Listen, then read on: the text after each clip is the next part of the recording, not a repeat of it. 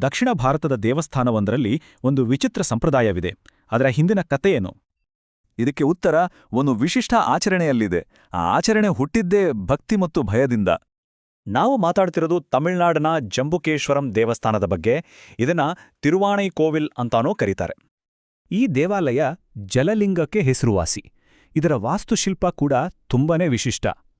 ಹೌದು, ಮುಖ್ಯ ದೇಗುಲದ ಪಕ್ಕದಲ್ಲೇ ಶಕ್ತಿಶಾಲಿ ದೇವತೆ ಅಖಿಲಾಂಡೇಶ್ವರಿ ನೆಲೆಸಿದ್ದಾಳೆ. ಹೇಳ್ತಾರೆ, ಆ ದೇವಿಯ ತೇಜಸ್ಸು ಎಷ್ಟು ಪ್ರಖರ ಅಂದ್ರೆ ಯಾರೂ ಅವಳ ಮುಂದೆ ನಿಲ್ಲೋಕೆ ಧೈರ್ಯ ಮಾಡಲ್ವಂತೆ. ಅಷ್ಟೇ ಅಲ್ಲ, ದೇವಿಯ ಉಗ್ರ ರೂಪದ ಕಾರಣ ಅರ್ಚಕರಿಗೂ ನೇರವಾಗಿ ನೈವೇದ್ಯ ಅರ್ಪಿಸೋಕೆ ಆಗಲ್ಲ. ಹಾಗಿದ್ರೆ ಪೂಜೆ ನಡೆಯೋದು ಹೇಗೆ? ಅದಕ್ಕಾಗಿಯೇ ಇಲ್ಲೊಂದು ವಿಶಿಷ್ಟವಾದ ಪ್ರಾಚೀನ ಪದ್ಧತಿ ಇದೆ. ಆ ಪದ್ಧತಿಯ ಪ್ರಕಾರ ಅರ್ಚಕರು ದೇವಿಗೆ ನೈವೇದ್ಯ ಅರ್ಪಿಸುವ ಮುನ್ನ ಸೀರೆ ಉಟ್ಕೊಳ್ತಾರೆ. ಇದು ಬರೀ ಕಥೆಯಲ್ಲ. ಈ ಸಂಪ್ರದಾಯ ಇವತ್ತಿಗೂ ಇಲ್ಲಿ ಜೀವಂತವಾಗಿದೆ. ಆದರೆ ಕಥೆ ಇಷ್ಟಕ್ಕೆ ಮುಗಿಯಲ್ಲ.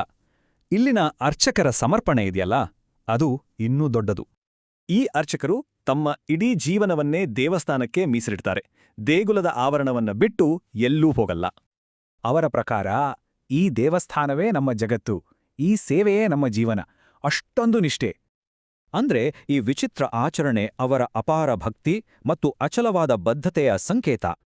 ಹಾಗಿದ್ರೆ ಅಚಲ ನಂಬಿಕೆಯ ನಿಜವಾದ ಶಕ್ತಿ ಎಂಥದ್ದು? ಜಂಬುಕೇಶ್ವರಂನ ಈ ಸಂಪ್ರದಾಯ ಒಂದು ಉತ್ತರ ಕೊಡುತ್ತೆ.